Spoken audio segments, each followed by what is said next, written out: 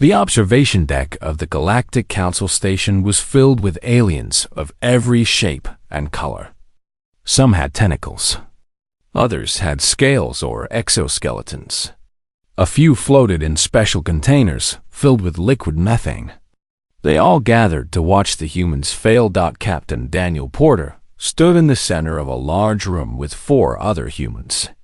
His dark eyes scanned the environment around him. The room was cold and empty. Gray walls surrounded them with no windows, no furniture, and no comfort. This was the holding area before they entered the simulation. Daniel had been chosen to lead this test because he was calm under pressure. At 42 years old, he had commanded military operations on Earth for 2 decades. His face was weathered from years of sun and stress. His jaw was firm, and his voice carried authority when he spoke. The other humans trusted him without question. Sarah Mitchell stood beside him. She was an engineer, brilliant with machines and systems. Her hands were rough from working with metal and tools. She had sandy blonde hair tied back tight. At 38, she could solve problems that seemed impossible to other people. She could look at broken things and see how to fix them. Kevin Park was the team's biologist. He was younger, only 32, but his knowledge of living systems was extraordinary. He understood how creatures evolved, how they hunted, how they thought. His eyes were sharp and always watching. He rarely spoke much, but when he did, people listened. Lisa Grant was their tactical officer. She had served in military combat operations for 15 years. She was muscular and strong, with dark red hair cut short for practicality. At 40, she moved with the precision of someone trained to survive violence. Her mind worked in strategies and possibilities. She always knew multiple ways to escape danger. The door to the observation deck opened. A creature entered that made the humans tense slightly. His name was Vexter, and he represented the Galactic Council. He was tall, with pale purple skin and too many joints in his arms. His eyes were large and black like oil. When he spoke, his voice vibrated with something between laughter and disgust. "You understand the test," Vexter said. It was not a question. "We have created a simulation of a Class 15 Deathworld. This is the most hostile environment we could design. The gravity is 3 times stronger than your Earth. The atmosphere is toxic. The temperature swings from freezing to burning in hours. There are predators here that evolved for millions of years. They hunt anything that moves." Daniel listened without moving. His hands were relaxed at his sides. He had heard this all before in briefings, but he listened anyway. "We give you basic tools and equipment," Vexter continued. "You may use them however you wish. You will have 1 month of Earth time. If you survive that long, the test ends, and you are declared successful." Though, Vexter made a sound that was clearly laughter. "I do not think you will last more than 2 weeks. Sarah stepped forward. "What kind of basic tools are we talking about?" Vexter gestured to a container in the corner.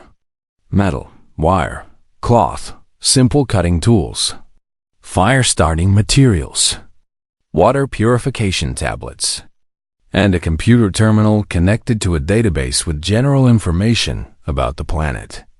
That is all. You must survive and adapt with only what your own minds can create."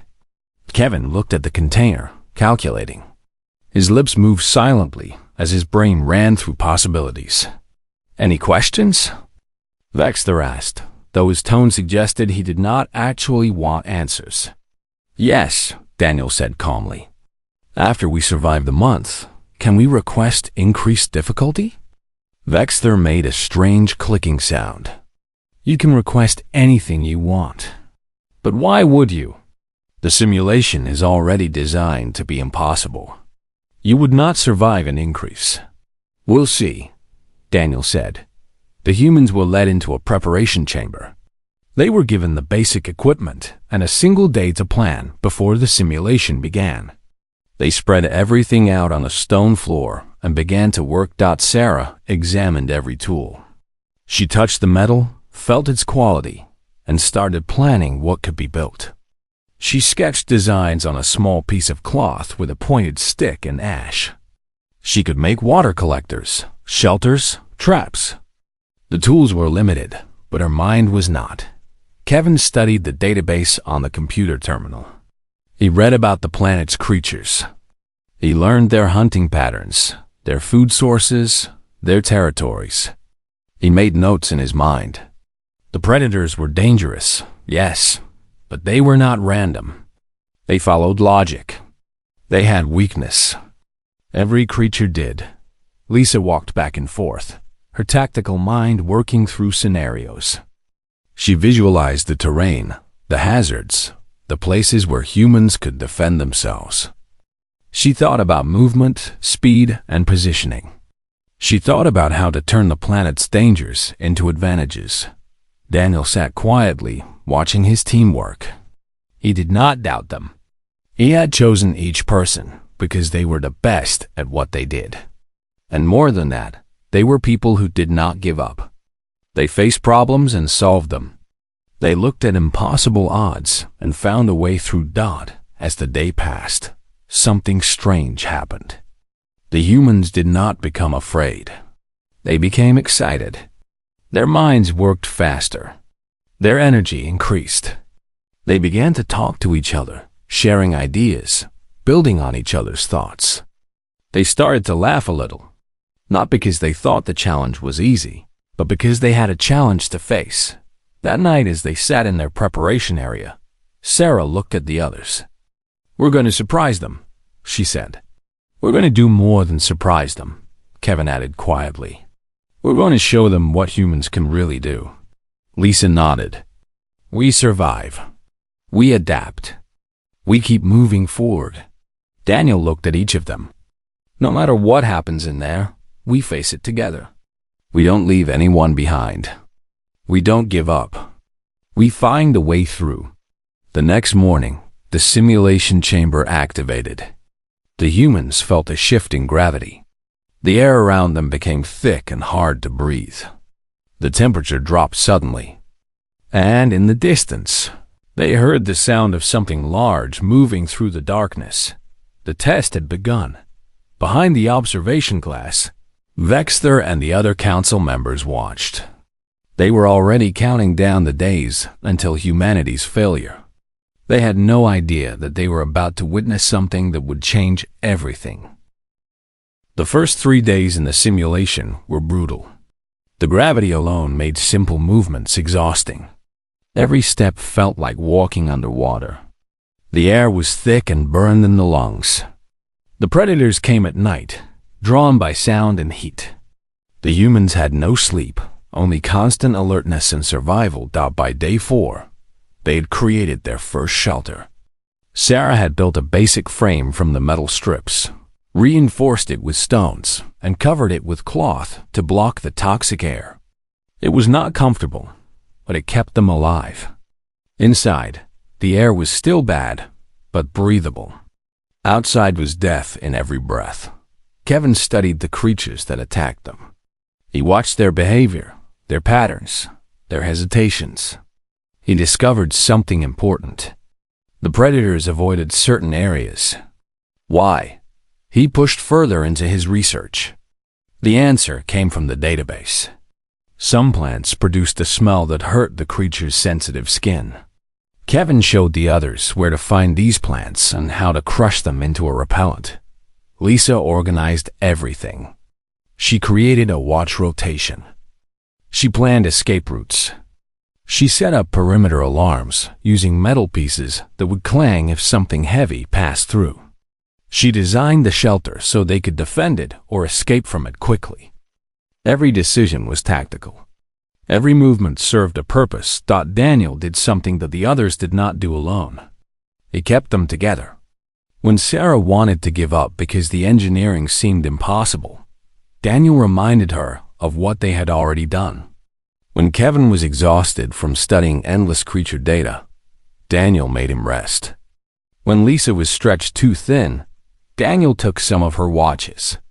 He led by example and by understanding what each person needed. By day 7, the humans sent a message to Vexter. They requested a video communication. The council watched with curiosity. Why would the failing humans want to speak? They expected a plea for help or rescue. Daniel appeared on the screen. He looked exhausted. He had lost weight. His clothes were torn and stained, but his eyes were sharp and clear.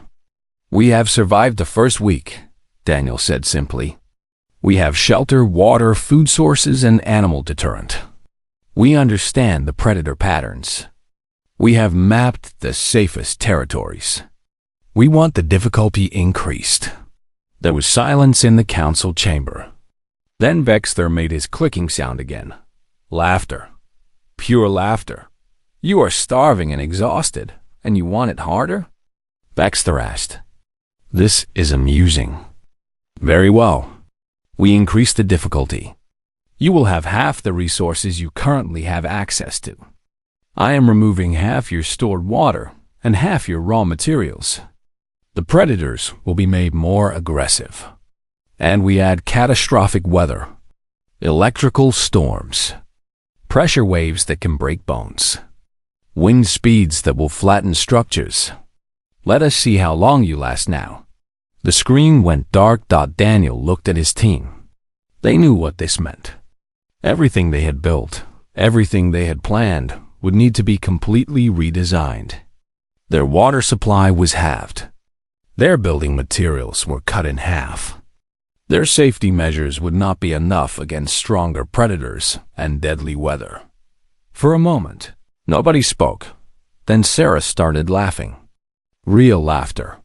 "They think we built what we built with comfort in mind," she said. "We built everything as a minimum. We built it thinking we might need it to be better. Now we make it better." Kevin was already walking toward the shelter, his mind recalculating everything. "The creatures will seek shelter during the storms, too. We need to know where they hide. We can avoid conflict zones during bad weather." Lisa was remaking her mental maps. "The wind comes from the east. We build smaller structures.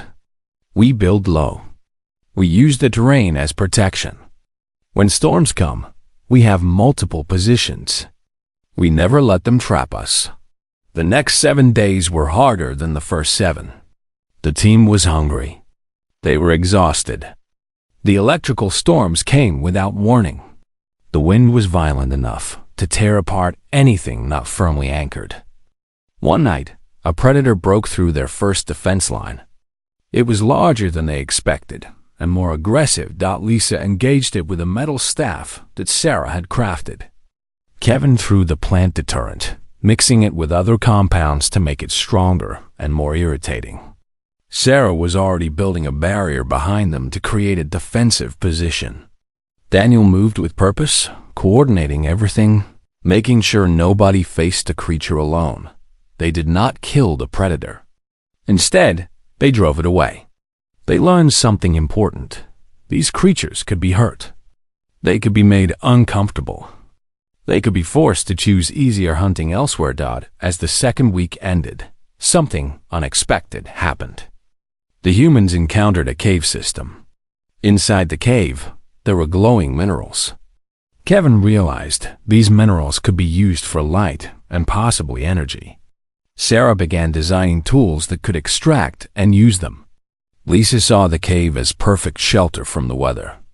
Daniel saw something else. Inside the cave, deeper than the others wanted to go, there were signs of an intelligent species. Not predators. Not mindless creatures. Beings that made art on the walls. Beings that had created tools. Beings that were just as trapped in this hostile world as the humans were. Daniel made a decision that surprised his team. He wanted to find these creatures. He wanted to understand them. He wanted to help them if he could. Sarah was confused at first. "We barely have enough resources for ourselves." "Exactly," Daniel said. "Which is why we need to work together. Alone, nobody survives this world. But together? Together, Maybe we can do something. Kevin understood immediately. They've been surviving here. They know things we don't. They understand the ecology, the patterns, the safe places. And if we show them we're not a threat, Lisa added, if we show them we want to help them, we gain allies. That changes everything. Over the next few days, the humans carefully explored the cave system. They left offerings of their precious food. They created signals using the glowing minerals. They left drawings of humans and creatures together, trying to communicate peaceful intent. And then, on day 18, they met them. The intelligent beings were small, almost childlike in stature, with gray skin and large eyes. They were afraid at first, but the humans were patient. Kevin established communication through gestures and simple sounds. Sarah showed them the shelters and tools she had built. Lisa demonstrated that the humans had weapons, but were not using them as a threat. Daniel simply sat with them in silence, showing that humans could be still and peaceful by the end of the second week. The humans and the intelligent creatures had begun to share resources. The creatures knew where to find nutritious plants. The humans shared their water purification methods. The creatures showed the humans how to navigate the terrain during storms.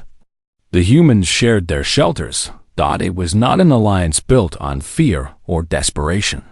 It was an alliance built on cooperation and the simple idea that more creatures working together had a better chance than creatures working alone.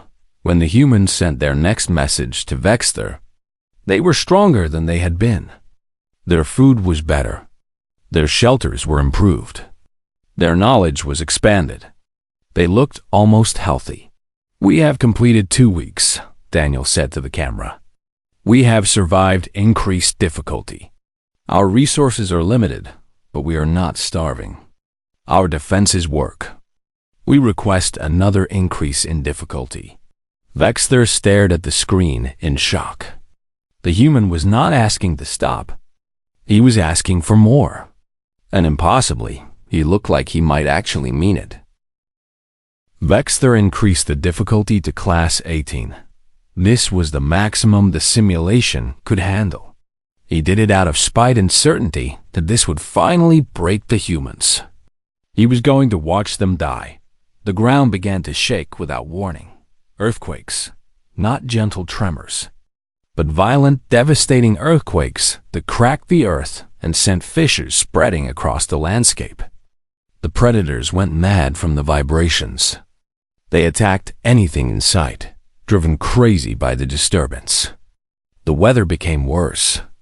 Radiation spikes came from the sky. The air itself seemed to burn. The intelligent creatures that lived in the caves began to panic. Their home was collapsing. Walls were falling. The glowing minerals were cracking and going dark. The creatures gathered close to the humans, scared and desperate. Daniel faced his darkest moment. The situation was truly hopeless. They had barely survived at level 18.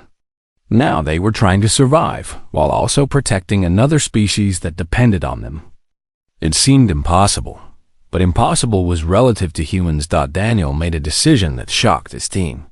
He announced that he was going into the most dangerous zone of the planet alone. It was volcanic, filled with active lava and toxic gases.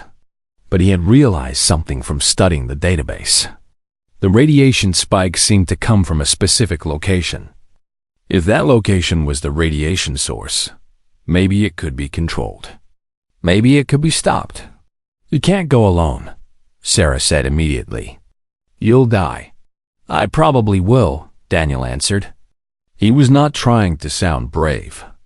He was being honest. "But if I don't try, we all die anyway. At least this way, I'm trying to save something." Lisa wanted to argue, but she understood. Sometimes one person had to take the impossible risk so that others could survive. She had been that person before, many times. She did not like it when someone else was the one taking it. But she understood. "If you're going," Lisa said, "you're taking this."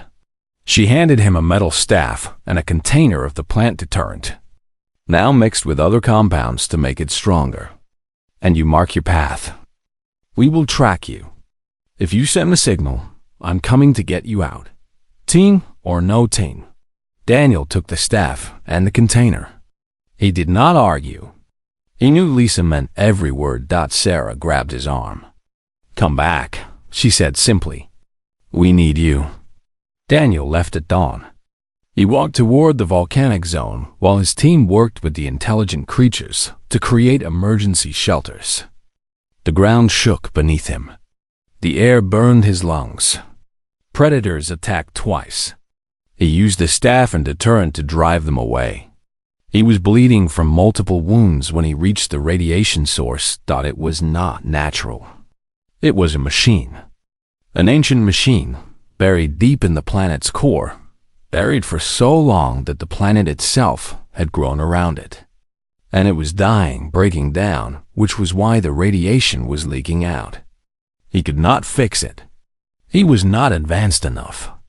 But he could seal it.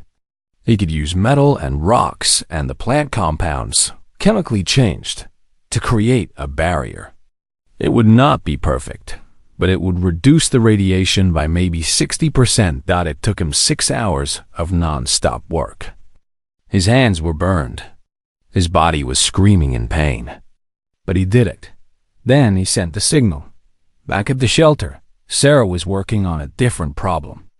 The water sources were getting contaminated by the volcanic ash from the earthquakes.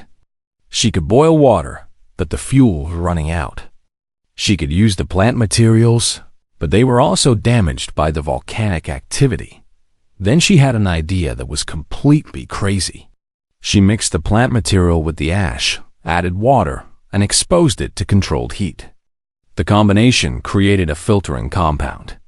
It was not pretty, and it smelled terrible, but it worked. They could process water again. They could survive this.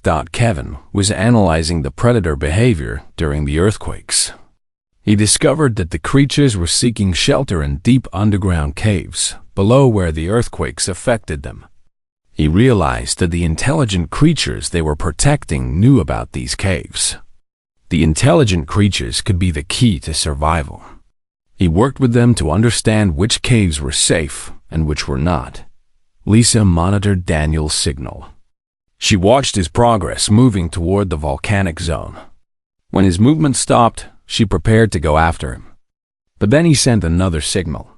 He was moving back. He was coming home. When Daniel returned, he was barely conscious. His clothes were burned. His skin was covered in burns. His wounds were deep and serious. But he was alive. And he was carrying data from the ancient machine. It was not much, but it was something. Proof that someone had been here before. Proof that technology existed that was beyond what the Council had created. Sarah immediately went into survival mode. She had no medicine, but she had cloth and plant extracts. She created bandages and treatments. She cleaned his wounds. She forced him to rest. She kept him alive through sheer determination and medical knowledge. Kevin studied the data from the ancient machine. It confirmed his theory. The machine had been creating the radiation spikes. Now that Daniel had sealed it partially, the radiation was dropping. The planet would be safer. The intelligent creatures would have a chance. Lisa took over Daniel's responsibilities while he recovered. She coordinated with the intelligent creatures. She managed the shelter systems. She maintained the watch rotation. She kept everyone alive and focused. For 3 days, Daniel did not move. He slept and recovered. His team kept working. The weather was still bad. The predators were still hunting. The earthquakes continued. But the radiation was dropping. The planet was becoming slightly more survivable. On the 4th day, Daniel woke up. He was weak but conscious. He looked at Sarah, and she was crying from exhaustion and relief. "You're still here," he said. "You're still alive," she replied. That was the deal. Daniel sat up slowly. His body protested, but he moved. He needed to see the situation. He needed to understand what his team had accomplished while he was unconscious. What he found shocked him. The shelters were bigger and stronger. The water systems were working better. The intelligent creatures had accepted the humans completely. They were working together, learning from each other. And Kevin was building something new, using materials from the ancient machine and resources from the intelligent creature's knowledge. "We're going to survive this," Kevin said when he saw Daniel standing. "Actually, we're going to do more than survive. We're going to thrive." Daniel looked at his team. They were exhausted. They were hurt. They were far from home. But they were alive and moving forward. And they had become something more than humans surviving. They had become a community. Humans and another species, working together, surviving together. He knew what he had to say to the council next. And he knew they would not believe it. They had survived level 18. And they wanted it increased again. But not because they wanted to prove themselves. Because they had a team now. They had people depending on them. They had found purpose in a hopeless place, and that made them dangerous to any force that tried to stop them. By day 25 of the simulation, something extraordinary was happening. The humans and the intelligent creatures had not just survived at Class 18 difficulty. They were building something. Not just shelters and tools, but a real settlement. The creatures, who had a name that sounded like soft chirping sounds, were teaching the humans about underground agriculture. The humans were teaching the creatures about engineering and tool-making. The council watched in confused silence. Vexter stood before the observation window with his arms crossed. His skin had changed color from its normal purple to a darker shade, a sign of frustration in his species. He had increased the difficulty to the absolute maximum. The simulation was doing everything it was designed to do. And still, the humans were not failing. A council member approached him. Her name was Shenna, and she was a crow, a species known for wisdom and observation. She was older than Vexter, with scales that caught the light in beautiful patterns. She had been watching the humans very carefully. "I have a hypothesis," Shenna said quietly. "I do not think the humans are surviving because they are stronger or smarter than we assumed. I think they are surviving because they are different." "Different how?" Vexter asked, irritated. "Watch them," Shenna said. "Not what they do, but why they do it."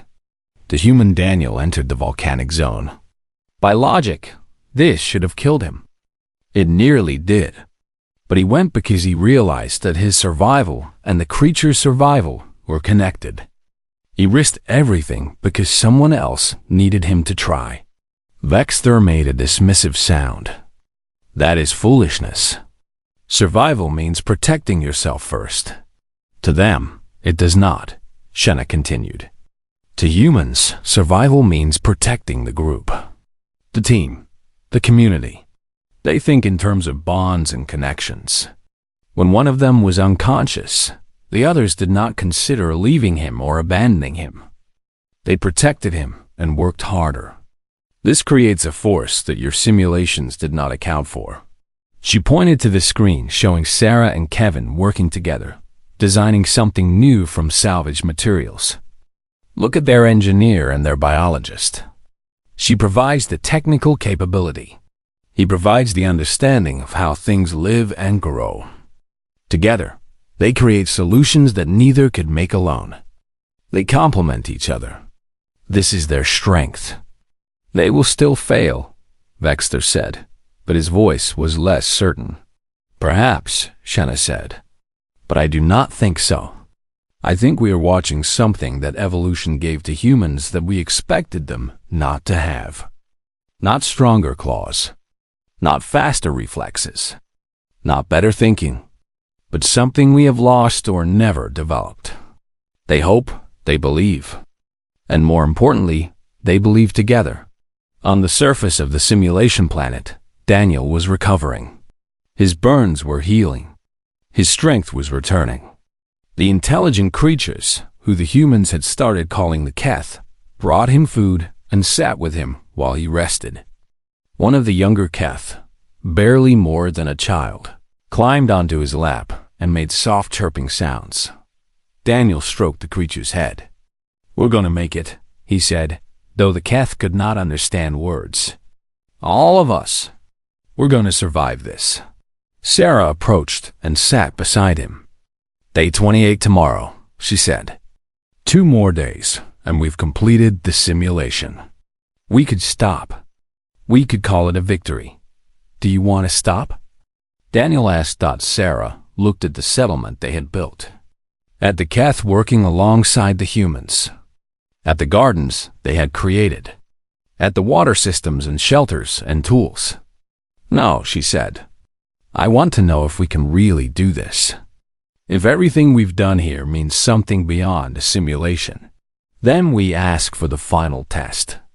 Daniel said. The message to Vexter was different this time. It came not just from Daniel, but from all the humans speaking together. And it came with a proposal. "We have survived Class 18 difficulty," the message said. "We have proven that humans can not just survive, but create community, work together, and build something meaningful in an impossible situation. We do not ask for the simulation to continue. We ask for something different. We ask for the truth. Is this real? And if it is, we want to face real danger. We want to prove what we have learned in a world that actually exists. We want to go to space. We want a real mission." Shenna watched Vexter's reaction to this message. His skin was cycling through colors, showing confusion, anger, and something else. Doubt. "This is insanity," Vexter said. "They should be grateful. They should accept the simulation victory and return to Earth." "But they are not asking for that," Shenna said. "They are asking to be tested in reality. They believe in themselves now. They believe in each other. And they want to prove it." The council debated. Some wanted to end the simulation and declare the humans unworthy due to their refusal to stop. Others wanted to give them the final real mission, curious if they would fail catastrophically. Shenna spoke eloquently about what she had observed. She described the bonds between the humans. She explained how their strength was not in their individual abilities, but in their collective will. Finally, the council voted. They would grant the humans their request. A real mission. A dangerous sector of space. A genuine danger that had killed many previous expeditions. But first, the simulation ended. Daniel and his team were transported back to the council station. They were given medical treatment. They were given real food and rest. And they were assigned a ship, the final test before they could leave. The ship was called the Explorer 7. It was fast and well-equipped. It could carry a crew of 6 comfortably. The humans selected their original team plus 2 more. Marcus, a navigator with incredible skill reading space charts, and Patricia, a medical officer who had trained in emergency care. As they prepared to board, the Keth brought them something. It was a crystal, one of the glowing minerals from the cave, now shaped into a shape that meant something. Daniel realized they were giving them a piece of their world, a reminder that they had lived there, had built there, had mattered there. Daniel held the crystal and made a promise to the Keth. "We will come back," he said. "We will find a way back to your world, and when we do, we will bring resources to help you build something greater." The Keth made their chirping sounds. Daniel did not know if they understood, but he meant every word. As the humans boarded the ship, Shenna watched from the observation deck. She looked at Vexter and said quietly, "They will succeed. I do not know how, but they will. Because they are not trying to survive alone. They are trying to survive for each other. And that is what makes them dangerous." The Explorer 7 left the Galactic Council Station on a direct course to the Kepler sector. This was the place where previous expeditions had failed. Ships had entered, but most had not returned. Those that did return were damaged and carried horror stories. The sector contained anomalies and dangers that killed advanced species and their advanced technology with equal ease. The Galactic Council expected the humans to fail within weeks. Daniel stood on the bridge of his ship, looking out at the stars. His team moved around him with purpose. Marcus studied the navigation charts, adjusting course for the dangerous sector. Patricia organized medical supplies. Sarah inspected the ship's systems with Kevin, making sure everything was working at maximum efficiency. Lisa set up the communication systems and defensive protocols. They had been at space for 3 days when the first sign of trouble appeared. Marcus spotted something on the long-range sensors. It was expanding. It was moving. It was consuming everything in its path. What is it? Daniel asked, moving to look at the readings. I do not know, Marcus said. His voice was steady, but his hands were shaking slightly. It is not any standard anomaly I have ever seen. It is like space itself is being torn, and it is moving toward populated systems. Kevin leaned forward, studying the data. It is expanding at an accelerated rate. If it continues on this trajectory, it will reach the trillion system in 2 weeks. There are billions of living beings in that system. Sarah was already downloading everything she could about the anomaly into her personal terminal. It is not natural, she said. Look at the edges. They are too clean, too precise. This is not erosion or radiation. This is something designed. Lisa was thinking tactics. We have weapons. We have shields. We can engage if we get close enough. Weapons will not help, Patricia said quietly. She had been reading some of the older expedition reports. Previous ships tried to fight this. Their weapons passed through it. Their shields did not stop it. Ships entered it and never came back. Daniel sat down and thought. He had learned something in the simulation that mattered now. Survival was not about fighting something you could not beat. Survival was about understanding it, learning from it, finding another way. We are not going to fight this, Daniel said. We are going to study it. We are going to understand it. And we are going to find a way to stop it. For 5 days, the Explorer 7 approached the anomaly with extreme caution. Sarah identified the structure of whatever was causing the expansion. It was a field of some kind, holding space apart, tearing the fabric of reality itself. Kevin, studying the patterns, realized something incredible. The anomaly was following a path. It was not random. It was following an old energy signature, like it was tracking something. Marcus calculated where the path originated. It came from a system that had been dead for thousands of years. A system with no life, no activity, nothing but ruins and ancient technology. This is a weapon, Kevin said. An ancient weapon, probably designed for war. And it is still active. Still hunting whatever it was created to hunt. Sarah found the technical specifications in the database of old civilizations. This is a destroyer-class weapon, designed by the architect species before they died out 5,000 years ago. It cannot be turned off by normal means. It can only be shut down from the device itself. So we have to get inside the expanding space, Lisa said. It was not a question. Or we find the original device and shut it down from there, Daniel said. He was looking at the readings Marcus had gathered. The weapon is coming from that dead system. If we can reach the origin point, we might be able to stop it. Patricia looked at him. The radiation in that system will be catastrophic. The ship can enter, but the crew cannot survive a landing without protection we do not have. Then I go alone, Daniel said. His team looked at him. They knew what he meant. It meant he would go without them, walk into danger alone to give them a chance.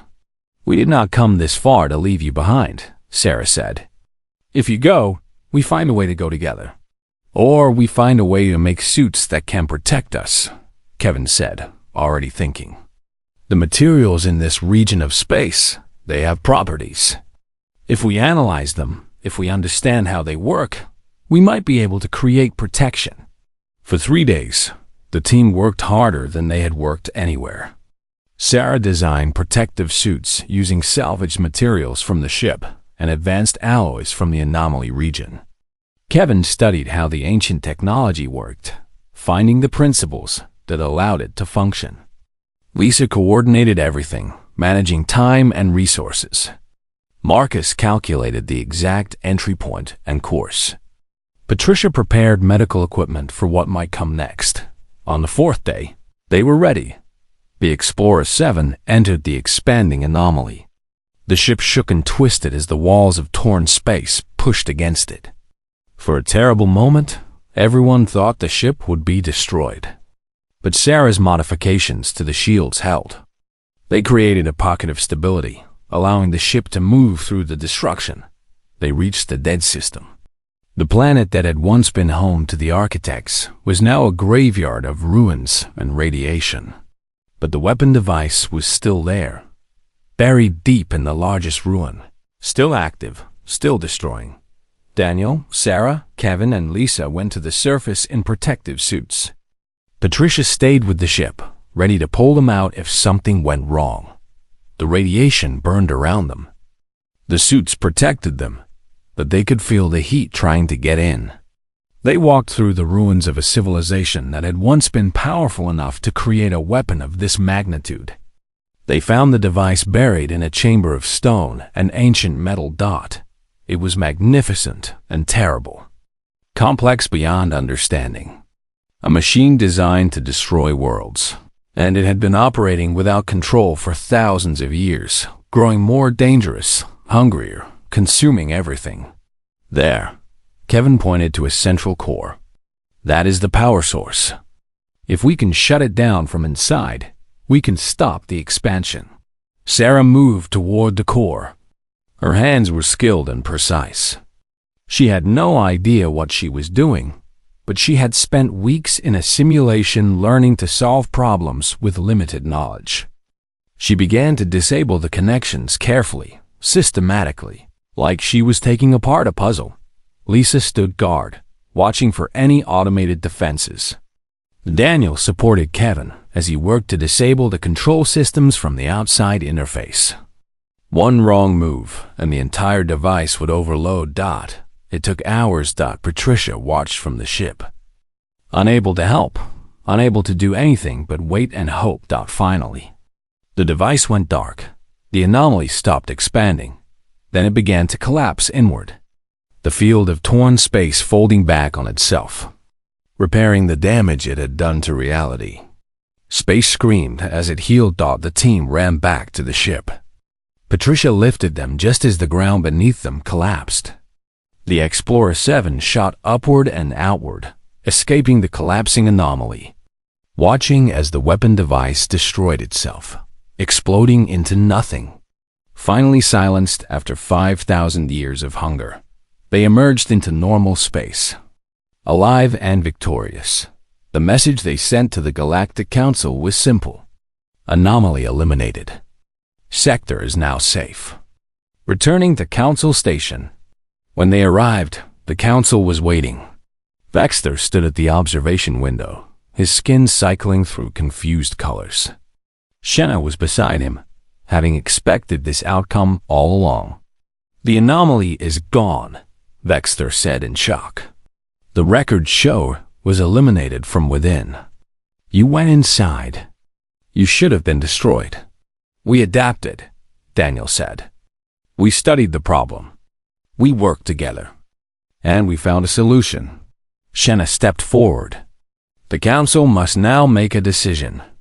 Will you grant humanity the recognition it has earned? Will you grant humanity a seat on this council? The vote was unanimous. Humans were no longer a species of interest or curiosity. They were recognized as advanced. They were recognized as worthy. They were recognized as capable of facing any challenge. Daniel stood before the full Galactic Council, looking at the gathered aliens of dozens of species. He held the crystal from the Keth, the crystal from the world that had taught his team what survival really meant. "You wanted to know what makes humans special," Daniel said. "It is not what you expected. We are not the strongest. We are not the smartest. But we have something that I think your simulations did not account for. We do not survive alone. We cannot. We do not want to. We survive because we believe in each other. We survive because we refuse to let anyone face the darkness alone. And we survive because we choose to build something that is bigger than ourselves, something that includes others, something that has meaning beyond just continuing to exist." He looked directly at Vexter. "You showed us an impossible challenge. You wanted to prove humans were not worthy. Instead, you showed us what we are capable of when we stop looking for reasons to give up and start looking for reasons to keep going." The council chamber was silent. Then Shenna began to speak. "The humans have shown us something we have forgotten. We have become so advanced, so powerful, that we have lost the thing that made us advance in the first place. We have lost the will to work together. We have lost the belief that what we do matters for something beyond ourselves." She looked at the other council members. "I propose that we learn from humanity. I propose that we welcome them not as a species we are testing,